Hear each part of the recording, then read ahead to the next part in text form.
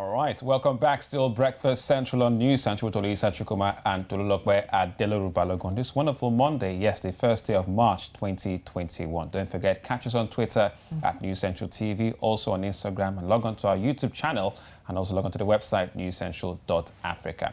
Right then, we go straight to our huge discourse this morning. It's all about northeastern Nigeria, which has witnessed an unprecedented level of violence linked to Boko Haram. For some time now, the insurgency began back in 2009 and it's gone on till date. Now, this has led to a declaration of a state of emergency in states like Adamawa, Borno and Yobe states in 2013. Yet, not much has changed. Now, Boko Haram has continued to carry out violent attacks in the region, with thousands of Nigerians killed and many more forced to flee their homes. The militant group has expanded these attacks to directly targeting schools. This has resulted in the killing and abduction of hundreds of students, as well as teachers, and the destruction of school buildings and teaching materials. As a result of these increased attacks on education, Borno State's Universal Basic Education Board closed all schools in the state from the 14th of March 2014, and roughly 253,000 children were out of school in the 2013 to 2014 school year. Well, the latest kidnapping is that of the 317 schoolgirls of the government secondary school in Jangebe, Zamfara State. Now, this was the second of such kidnappings in a little over a week in this part of the country, which has really had surge of activity by armed groups, leading to a widespread and worsening breakdown of security. Now, just a week ago, unidentified gunmen killed a student in an overnight attack on a boarding school in Niger State and kidnapped 42 people, including 27 students. Now joining us to discuss this is Yemi Adamolekun. She's the Executive Director of Enough is Enough Nigeria. Known as EIE, the civil society organization works to promote better governance and political accountability in Nigeria. Yemi, good morning. Welcome to Breakfast Central, and thank you so much for joining us. Good morning. Thanks for having me. All right, let's start here. Now, we've seen several attacks on schools in the northern parts of the country, and the Zamfara attack is the second attack in barely 2 weeks. Many people are even saying the latest kidnapping. And when you see titles like that, it really just makes you think that the country is getting used to this. But why do you think schools are now being attacked so brazenly by possibly Boko Haram militants? Because as of right now, we're not even sure they are Boko Haram militants. Well, I think we've created an environment for it. When we're having conversations and members of the National Assembly and governors say that bandits are upset or bandits are feeling marginalized, so they're not criminals. It gives, what's the word I'm looking for? It makes it okay. It makes it okay for people to do things to get attention. And as we know, from Niger Delta militants to Boko Haram to now banditry or to herdsmen, if you act in a way that gets you attention, that gets people wanting to talk to you, gets people wanting to engage, gets people giving you money to get you to quote unquote calm down and not be upset, it just emboldens people for the behavior to continue. Look, whatever it is that gets people into banditry or whatever it is, yes, the state can address those issues, but banditry is a crime. And if we don't call it that, then we're setting up ourselves for what we have.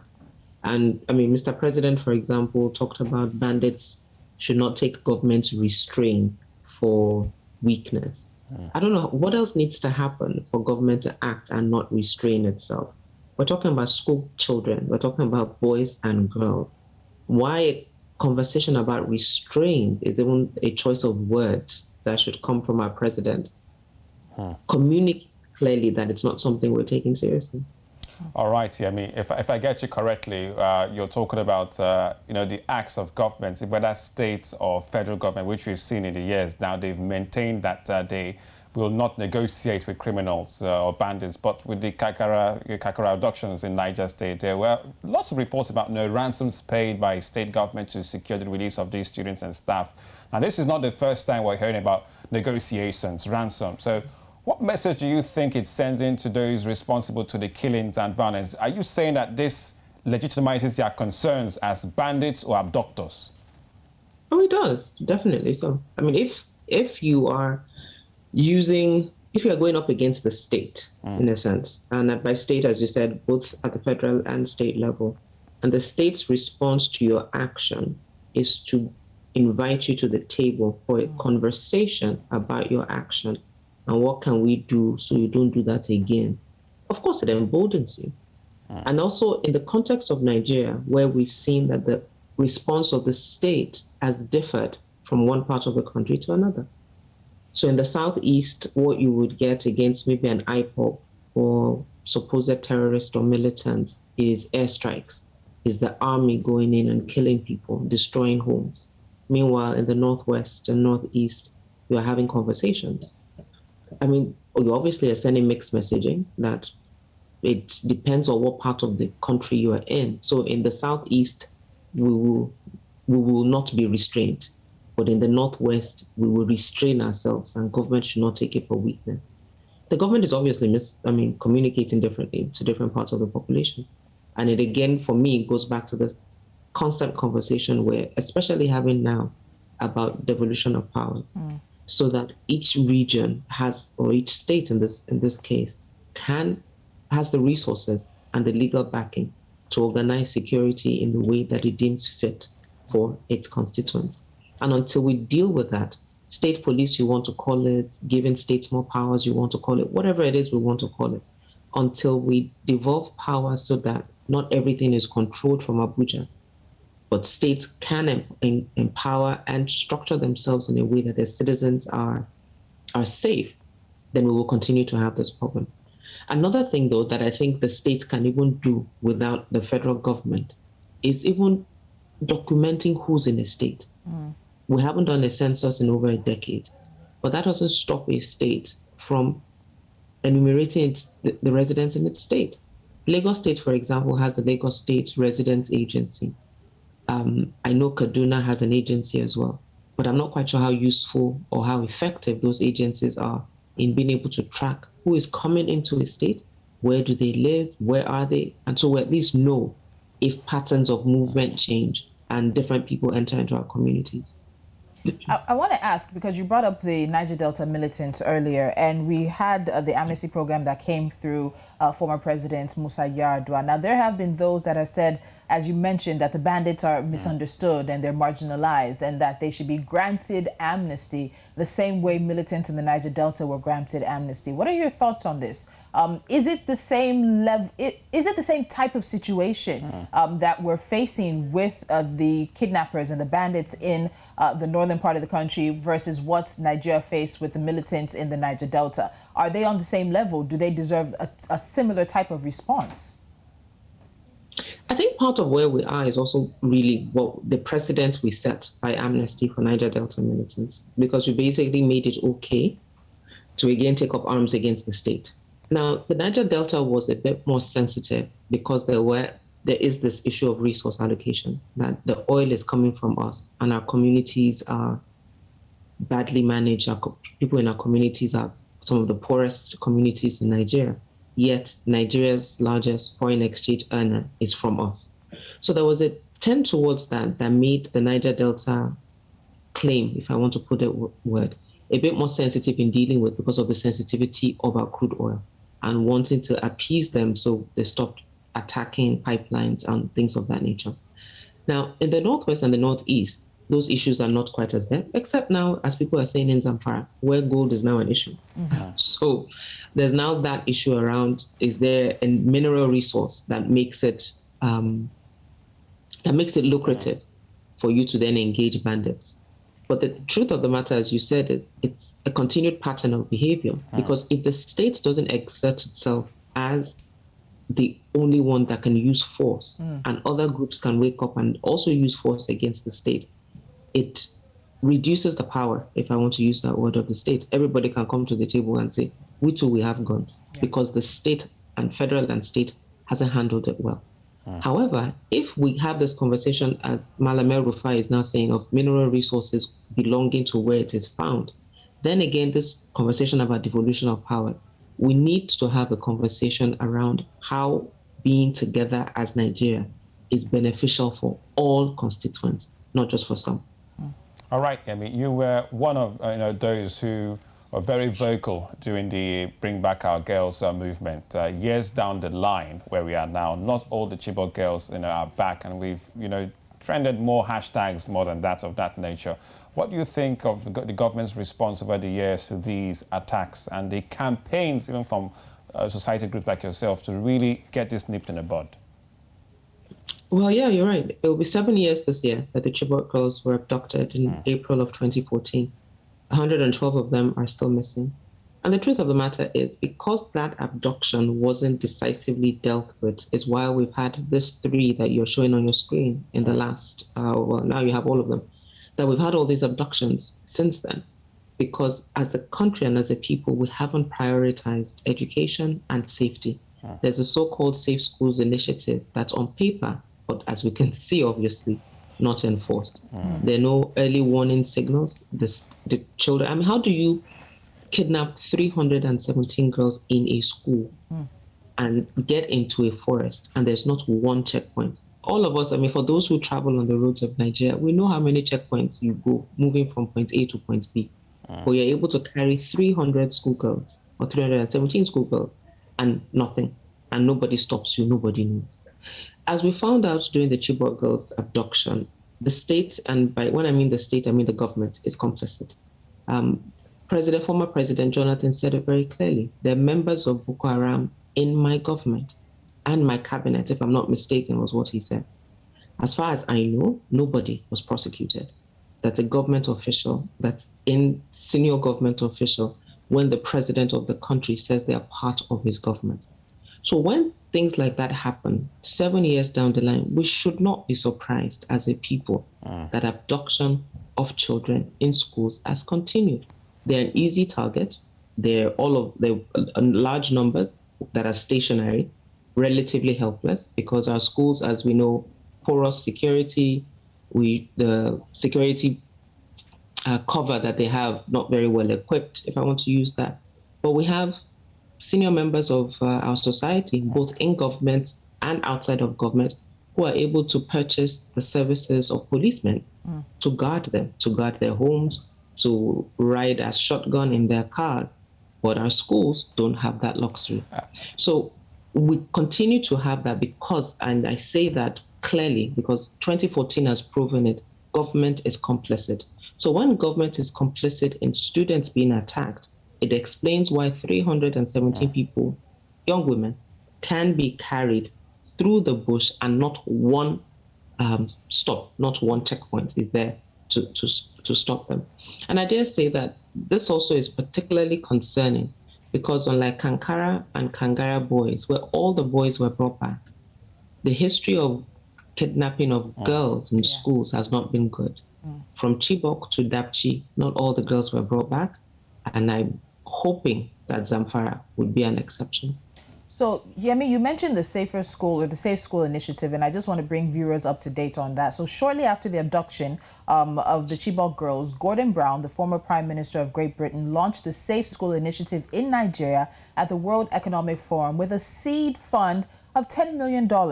Now, the initiative promised to focus on school and community interventions to promote safe zones for education, starting with about 500 schools in the northern states. It also looked to bolster the physical protection of the schools in the longer term. 7 years later, we barely hear about the project. Some reports say only 3 schools were ever fenced and equipped with security apparatus. And when you check the UK Aid Development Tracker websites, which you can see on your screen now, it was last updated on January 15th, 2018. Wow. While we can't wait for outsiders to do the work that needs to be done, in terms of those who, I don't even know how to say, in terms of social outrage, speaking up, many people would even say bring back our girls is basically the only one they know. You have a sense that Nigerians are sort of getting desensitized to this. And because of that, they're not speaking up as much as they can. How many times do you want to trend a hashtag to release young boys, young girls, their teachers? What do you make of all of this in terms of how it's playing out with the society? You're very right. You're spot on. And it's just human nature. I mean, the anger, I've been in several chat groups since the young girls in Zamfara were abducted. And the anger to even just organize a protest, it's just so much. People are just drained. People are just drained, and there's so many, and this is one on the national scale. And also, let's not forget, one of the biggest issues with a campaign like Bring Back Our Girls, where I'm Yoruba, I'm from the Southwest. A lot of the more active people with the Bring Back Our Girls campaign were Southerners. And there was a lot of pushback at the time that why are we crying louder than the bereaved? That why are Northerners not on the streets protesting their own children? So also feeding this whole sense of the fact that we're a very different country. A friend, Dawisu, that was picked up by DSS last week, an aide to the Kano State governor. The Kano State governor fired him while he was in DSS's custody. Most of the people trending Free Dawisu online, well, at this time, maybe they're even Northerners. But anyway, the conversation around when we also make the thing about the other. Dawisu has said very uncomplimentary things against Southerners and both as a group and individuals in the South. But there's this sense of a shared humanity, as Mrs. Ezekwesili always talks about, that it's not about where you're from, if I might not agree with your politics, but there is a shared humanity that makes what is wrong, wrong, and that makes it important for us to stand up for each other. But when people are being battered left, right, and center from dealing with different things, having to face different things, it's just very challenging around, as you said, how many more hashtags, how many more protests, until we fundamentally address the issue of how, as a country, we work together, we engage together across ethnic, religious, and lines. We will continue to have these problems. We will continue to have this problem. All right, Yemi. Now, there are concerns raised by the recurrence of these attacks. Now, recently, the coalition of 68 civil society groups in Nigeria, criticized the President Buhari for actions taken of insecurity in the country and called on him to declare a state of emergency in the northern part of the country. Now, do you think such a declaration of the state of emergency will solve things in any way? The declaration has to be followed with action. So it cannot be declaration on paper or a declaration by Femi Adesina or Garba Shehu as a press statement. It has to be something that's followed by action. Let's not forget, Mr. President is the commander-in-chief. And so the buck, in a sense, stops at his table. And what he has shown, as far as I'm concerned, is either that he's not interested or that he's complicit. Because it can only be two things. So it can only be that you're not interested in young girls and boys being kidnapped. So whatever happens, you'll be all right. Or the fact that people are being kidnapped and bandits are gaining power, quote unquote, is something that is feeding a larger agenda that he's aware of. It's got to be one of those two things. So declaring a state of emergency for me is not in the mouth of declaring it. What does that mean? What is that coming with? Is the army moving in? Are bandits, are forests going to be flushed out? Are we ring fencing states, ring fencing schools? Is he working with the National Assembly to amend the Constitution quickly so states can have the power for state policing? What are those concrete actions that the presidency is following up with the state of emergency that's beyond an announcement that we have a dime a dozen of? Well, many might even talk about the last time the president himself addressed this issue, especially during the last days of his first administration, where the term Boko Haram technically being defeated was used. And, that technically was what was the main mark. And we find ourselves where we are now, where it's no longer Boko Haram, it's Bandits. So maybe we shouldn't wait for any more, declarations of technically winning or losing. Yeah, indeed. And I think which is why for me, all of these things is, again, that's my song and dance lately, that it's a larger conversation around the structure of Nigeria, because it's the ineffective structure that gets us to having these conversations, technically defeated, this one, that or the other. We must restructure how we engage as a nation. And especially because in some parts of the country, people get military force, the full force of the state. In some parts of the country, we say, oh, they're just disgruntled Nigerians. Banditry is a crime. The same way fake news is a lie. So if people commit a crime, there's another popular phrase, if you do the crime, you must do the time. Yeah. We can then have a conversation about what got you to that point. You're upset with the state, you are not very happy. We can have a conversation about your feelings. But if you commit a crime, well, first of all, must be penalized for that crime. And then we can have a conversation about your feelings. As long as the state, as in the government, is not doing that, we will continue to have this problem. All right, Yemi, very quickly as we wrap up, we have to make this point. 1 in every 5 of the world's out-of-school children is in Nigeria. The official numbers are 10.5 million, and they're old numbers.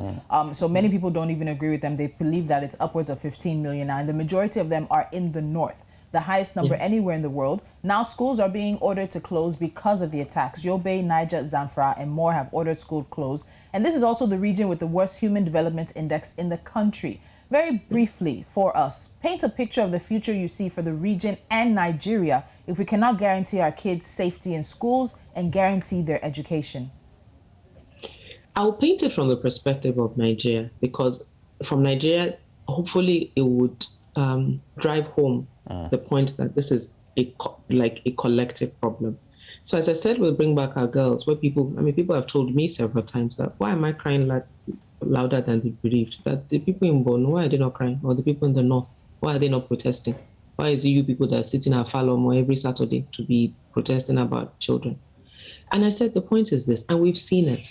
If you live in Lagos or live anywhere in southern Nigeria, the internal migration that we've seen over the last 7 years that the Chibok girls have been abducted should tell you very clearly that the problems in the north is a problem that affects all of us. Because as long as the north continues to be unsafe, people cannot go to school. People are not interested in going to school because it's not interesting.